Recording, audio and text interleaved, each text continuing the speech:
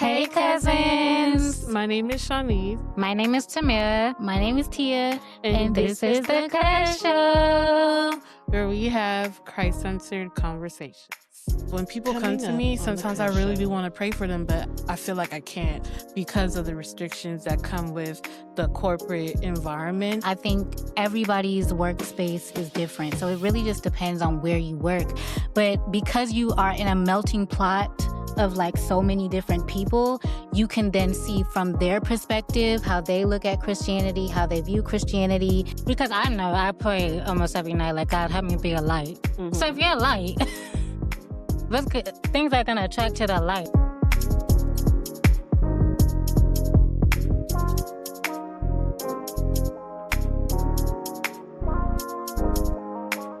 And today we are back talking about Christianity in the workplace. Mm-hmm. I think that is a controversial topic, and it is a different, uncomfortable thing to talk about for a lot of people. So today, I just want to hear you guys' experience of being a Christian in the workplace, because I know we all kind of, me and Shanice do something very similar, but I know you are in like a more medical setting, and we're more corporate kind of. So, well, corporate government kind of. So what is y'all experience? What have y'all seen? It's definitely ghetto. Yeah, it's been really ghetto. But so we're talking about Christianity in the workplace. We're not talking about how you feel about your job. Okay. It's not hard. I think it's just harder to reach people. It's not hard for me to talk about Christianity in my workplace. It's just hard for them to understand and to really grasp what you're saying, because these people are from different backgrounds. You know what I'm saying? So and a lot of them, they've been through some stuff. Yeah. So it's like, you're saying something, but you're not really saying something to me, you know? Okay. Yeah. For me, it's pretty difficult. Both in what I actually do on a day-to-day basis and when it comes to just being around a corporate or in a corporate environment. So in my line of work, I'm low-key connecting with people based off their emotions. People are going through a lot of situations mentally, physically, emotionally, when they come to me for service, because I handle like a leave of absence. So some people will say, "This is my first time. I don't know what to do," and they'll start breaking down on the phone. Like literal tears. And sometimes when I hear them speak, all I want to do is pray for them, because it's like, oh, Jesus, please reach them, dispatch your angels amongst them. But in in in your work, in line of work, or whatever you do, I feel like there are restrictions. You feel like you can't necessarily do that, especially at work, because it's political, or religion is viewed, in my humble opinion, as more of a political view, or instead of just me wanting to genuinely give you a prayer, or pray with you, not give you a prayer, but pray with you. So that somebody is there to support. I've realized that people are really struggling mentally. The way of the world is really weighing on a lot of people. So it makes it difficult, especially when you're also having to deal with the government as well, for you to receive benefits and things of that nature. It takes a while. And in this economy, you need your money. Yeah. You need your money so that you can pay your bills, so that you can survive. When people come to me, sometimes I really do want to pray for them, but I feel like I can't because of the restrictions that come with the corporate environment. And then when it comes to being around other people who is not of your faith, who is not within your faith, sometimes a lot of questions run through your head, like, should I even be interacting with this person? Should I even say this to this person? But at the end of the day, we got to just keep in mind that our sole purpose is to be a disciple of the gospel and to spread his word.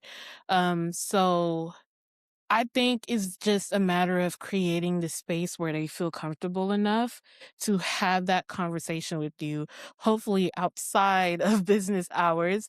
If they come to you inside business hours, I mean, hey, why not? But to create that environment where they see your lifestyle, because that's what it's mostly about when it comes to people seeing other Christians and them being discouraged from even investigating or exploring into Christianities because the people are not being good representation of what it really means to be a Christian. And you're not really living true to what is foundationally known to other people outside, not outside of the Christian community. Well, yeah, outside of the Christian community. So, yeah, live your life the way you're supposed to, and create that space and just be open to it.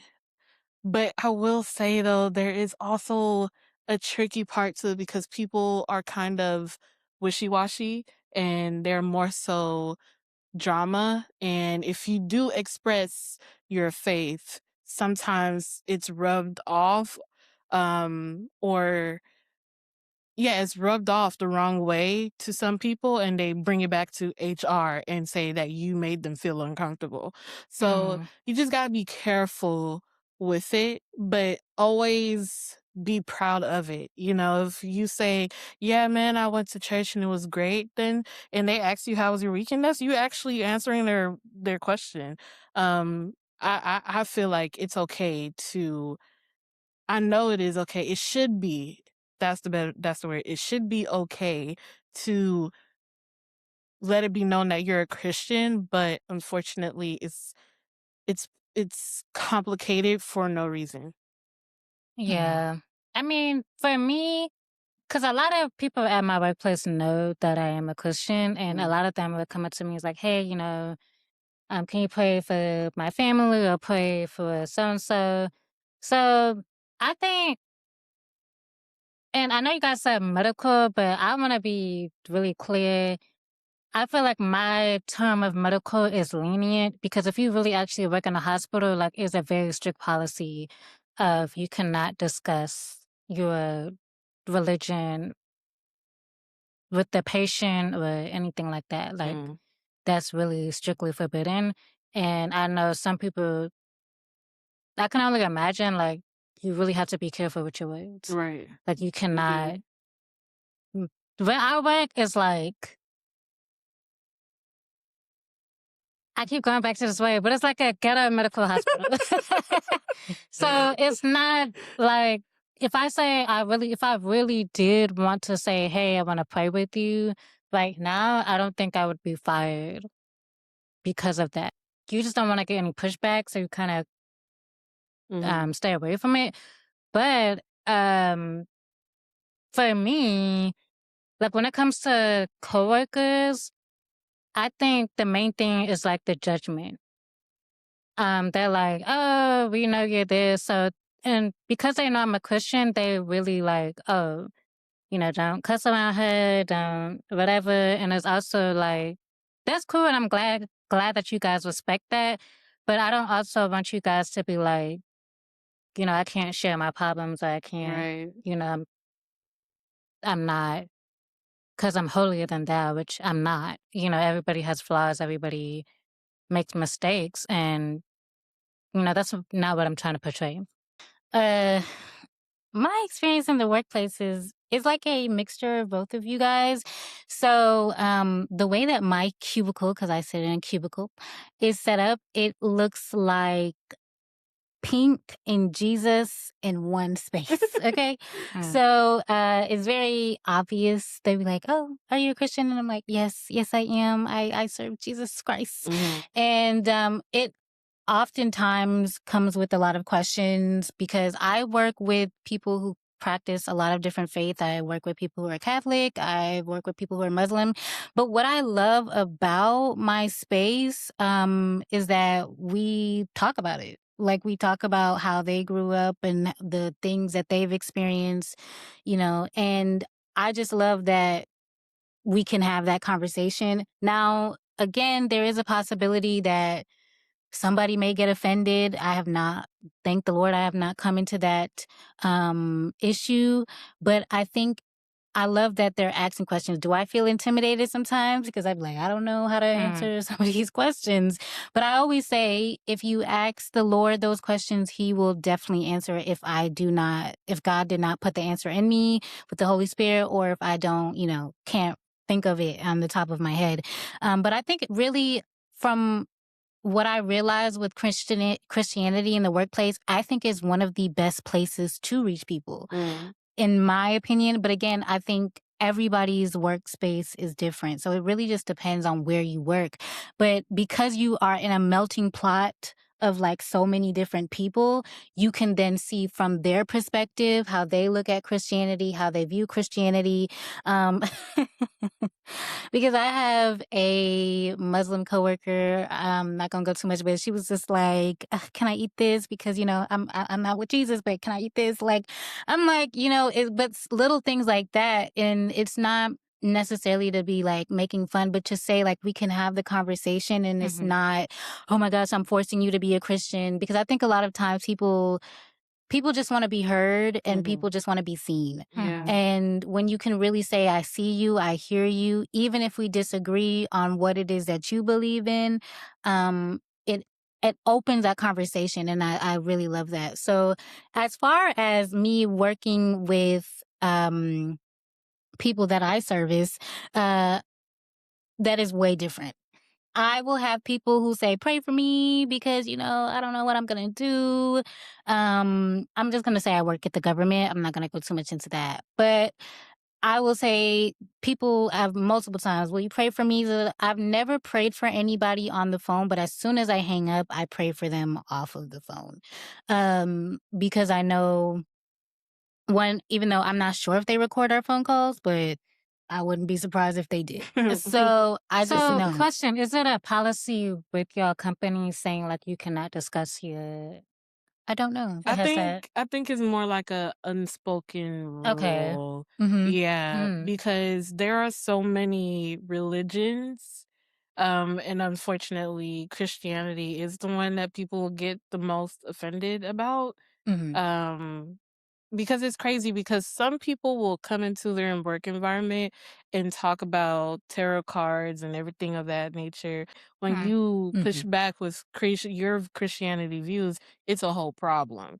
I'm pretty sure but I mean, again, because we have actually like spaces for, Muslims to pray and all the things. Like if you request it, they'll open up a room for you. That's So, nice, yeah. right. I mean, because at the end of the day, I just think even though and we know why Christianity is more targeted than other religions, but I think if you're going to set that precedent, then it should be the same across the board. That's just how I feel. Not saying that I agree with Muslim practices or anything like that, but if you're going to open up space for just one specific, even if you're saying witchcraft, even though I'm like, ugh, not around me. But if that's what you're going to do and say, hey, this is a space for this is a space for that, then it should be equal across the board. That's just how I feel on that. It's really allowing the space, like you said earlier, to be there so people feel comfortable talking about their space. Because sometimes some people just don't even think about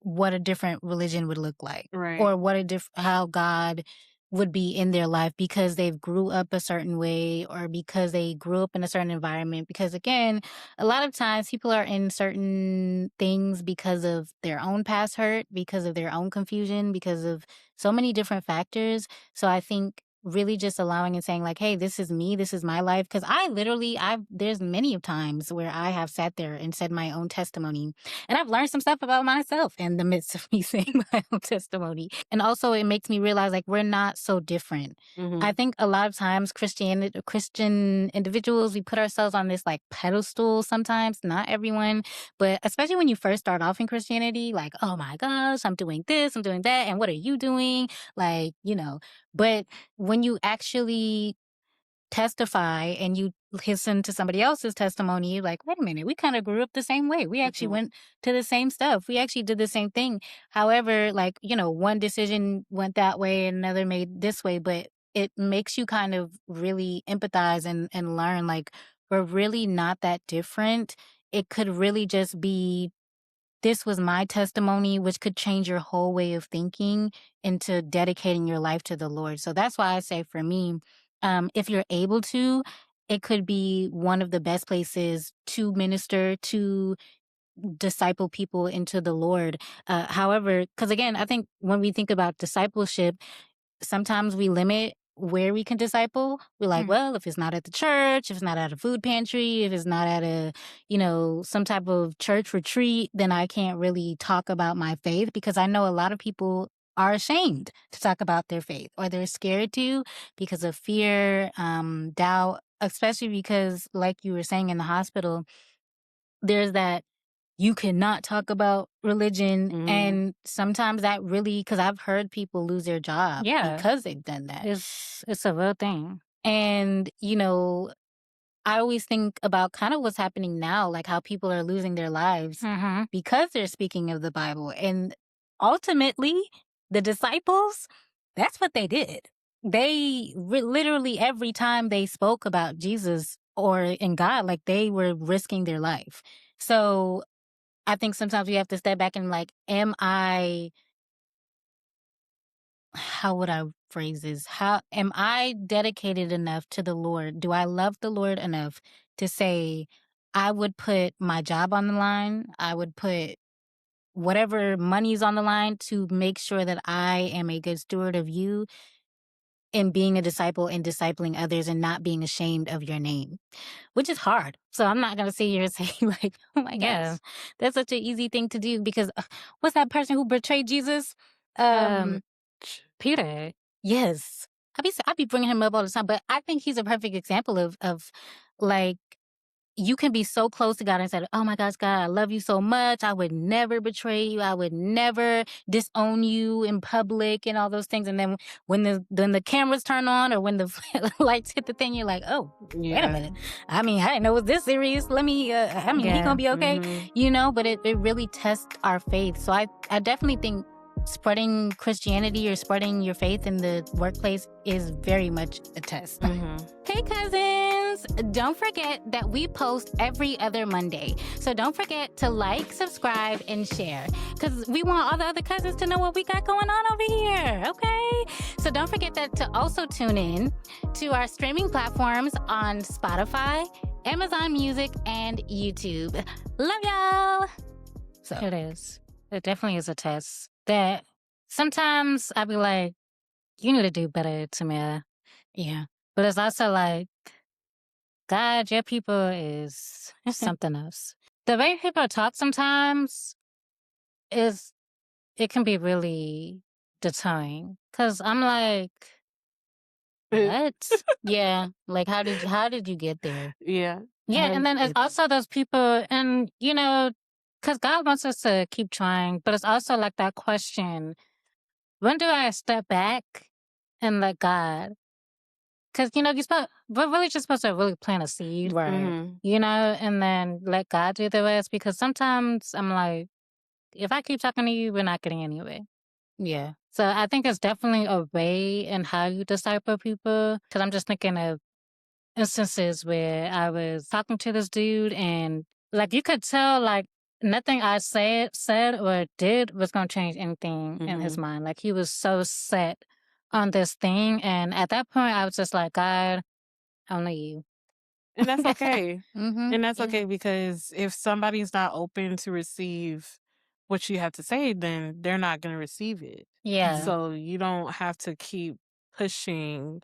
That's why Yeah. I said create the environment to where they feel comfortable enough to come to you and ask the questions. Provide them with the answers, but always direct them back to, well, if you want to read this Bible in the what? Read this book in the Bible, I'm happy to do it with you. Yeah. Sometimes we gotta think before we say, especially if somebody comes to you about, talking about your religion, that you're a Christian, and Mhm. you gotta think before you say, not to be strategic or political about it, but just be accurate. I'm not gonna lie, I'm really that person, I clock in and I clock out. Like, Imma be That's quite a honest whole with mood. you. So that's why I said earlier, like, I need to do better on, being a steward or being a disciple for God, because really, I really do just clock in and clock out. And I know I'm thankful for my job, I really am. But, Yeah. um, it's kinda hard when you don't really like your job and then, "Hey, I gotta be a disciple." I'm like, "God, I don't wanna talk to these people." I think that really Situation. just boils down to discernment, though. It Really, is. because when I first started my job, I really couldn't connect with anybody. I don't know why I couldn't connect with anybody. I thought it was me. It was like, oh my gosh, my social skills are down the drain. But then I realized like I wasn't connecting to certain people because I didn't need to be around those individuals. And then as I got more, seasoned into my job, I realized like I connect to a bunch of people. But it was just, again, I think God was protecting me from, interacting with certain people who probably would have, brought me down with them Yeah. in the midst of that job. So I definitely think sometimes when you see like, oh my gosh, is it me? Am I the problem? And sometimes, we may be the problem. Okay. Like you very much may well be the problem.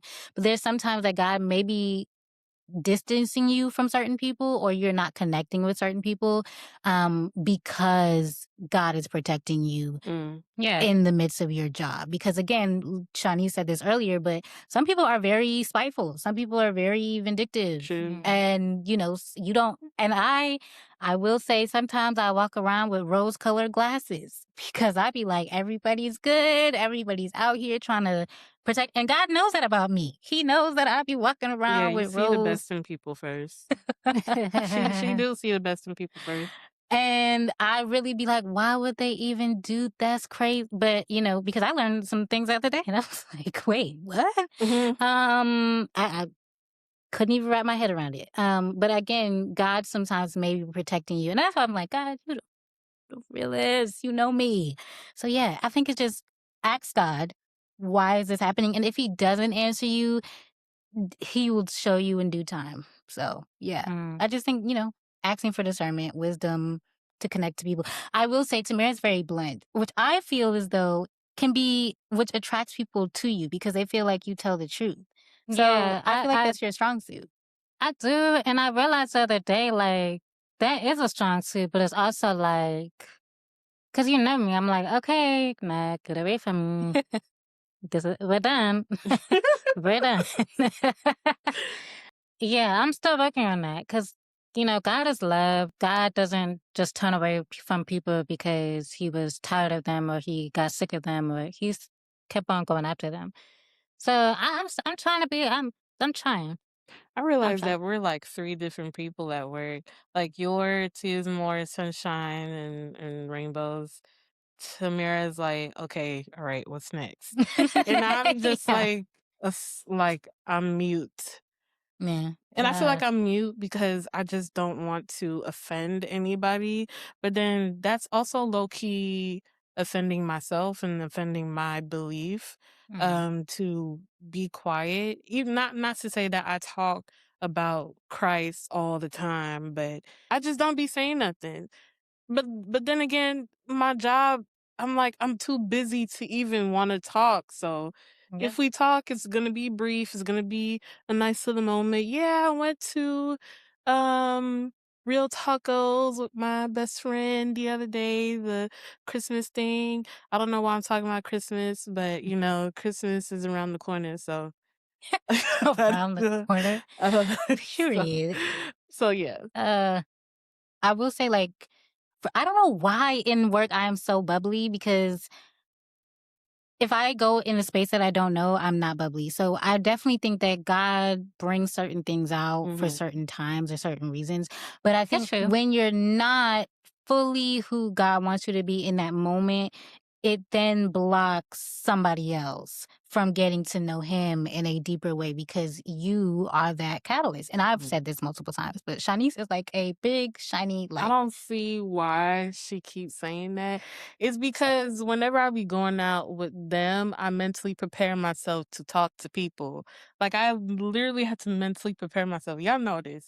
Y'all I know it. cannot. Okay. I have to mentally prepare it because I'm an introvert. Okay, I'm an introvert, and when I feel like I need to talk, I'll prep myself up and be like, okay, Shanice, you gotta talk today. Just don't go into it, don't care, do whatever you gotta do. And that's what I do. But most of the time I'm just quiet, I'm laid back, I'm chill, like I'm not saying much. It's because y'all are my best friends and y'all see the crazy side of me. I cannot. So Because these two, I don't know what it is about them, but they always attract people. People just come up to them and be it's Tia. talking. Are you okay And right I'm now? like, Because you're probably talking about the multiple times we end up having like encounters right, out because on the road. y'all should be there when they tell me the stories of the people they encounter. And I'm like, I would like really? to point out, I never encounter people really by myself. It's either I'm with you or with Shanice. So I just want to No, make that clear, because nobody that's has ever come up to me in the store Well, you know what? by myself. Some people have come up to me when you in your walk and you doing what you supposed to do. You got that Jesus glow, and people will come to you for real. I mean, but we also, because I know I pray almost every night, like, God, help me be a light. So if you're a light, things are going to attract to the light. And so, sometimes you really got to think about what you're praying. I'm like, the other day, because a guy, Uncle Sidney, he always prayed that over us. And I prayed that over myself as well. And then I realized, like, wait, that's how people be coming up to me. Because, oh, you're a light. Yeah. And, you said you wanted to be a light. And God gave it to you. Now, Well, God, I don't feel like being a light right now. that's what I was like, Let's yeah. wind it down. Let's dim it down a Yeah, little it's bit. kind of like when you pray, like, God, help me to trust you more. And then he puts you in a situation where you have to trust him more. And then you're Right. like, What you doing? Hold on. What's going on? Yeah. Yeah. So that's true. That's true. That's why we like, hey, pray with expectation. it is. Yeah, So, very much so. Very much so. yeah. But going back to people with outside of the work environment, I'm so serious, y'all. People are really going through stuff. Mm-hmm. My job, my specific line of work shows that people need the gospel. People need Jesus Christ. People need the cross more than ever. They do.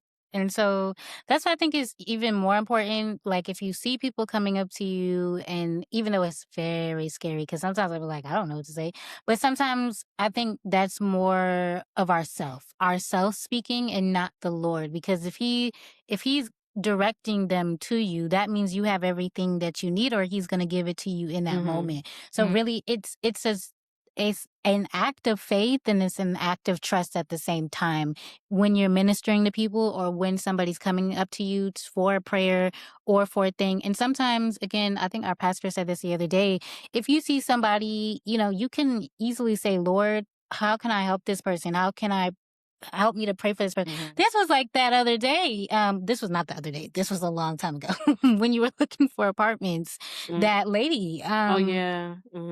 And literally it was just me like, Lord, how can I, because she was so sweet. I was just like, how can I help this lady in this moment? And that's, I'm not going to just. I think she has like a clothing line now. Yeah.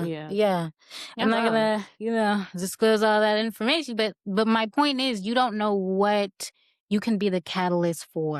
So don't ever downplay your impact, because I think a lot of times we think, okay, if we don't have a platform, if we don't have, a social media where everybody's talking about Jesus, she's a Jesus girl, like, but again, he all created us uniquely and differently with our personalities, with our, who we are our experiences so that we can touch others. Because again, like I said, I just kind of realized like we're really not all that different if we really just sit down and talk about what we've gone through. Because I just kind of realized, and it kind of upset me, we have lost the ability to be vulnerable with people because everybody wants to be cool. Everybody Mm-hmm. wants to feel like they have their stuff together. Right. We've lost the ability to say, hey, I'm struggling, and I really feel like this should be because, like, in families, within your friends, I think we've just been so comfortable in just saying, like, I'm gonna just keep this to myself. I'm gonna just keep going. And although, again, do I think you should share everything? No. Do I think that you should, be telling your whole business? No. Ask the Lord for discernment on what it is that you should share and what it is you shouldn't. But I do think that we've come comfortable in just being to ourselves and not really stating what we're struggling with, what we need help with. And I think that's why so many people are stuck in whatever thing they're in, not coming to the Lord, not asking Him, because it's like we've been programmed to think you're going through something, hold that thing in and get through it. Mm-hmm. And I don't think that's the way. And it's sad. And you know what? At least for me, when you've been taught stranger danger, Mm. that kind of instills, the fear of somebody harming you. Yeah. And so you try to keep your distance as well, because if somebody coming up to you, at least for me, I'm like, what you coming up on me for? Yeah. You know? Mm. Yeah. I mean, hey, and the parts we live in, people are crazy. Yeah. Mhm. And you know what? I will say this. If somebody does come up to you, you will get a feeling, or at least for me, I have a feeling, and I start to pay attention to that, because the last couple of times where I had that feeling and I ignored it, things went south, and it's just like, yeah. So when you have that feeling, which I believe is the Holy Spirit telling you this is not the person that you should be interacting with, just listen to it. 100%. Thank you again, cousins, for tuning back in. Again, this was another needed conversation. Before you go, tell us a story that you experienced at your job, or what your view is of being a Christian in the work environment. We want to hear from you. So leave a comment below. Make sure you tune back in every other Monday. We love you and have a great day. Bye. Bye, cousins.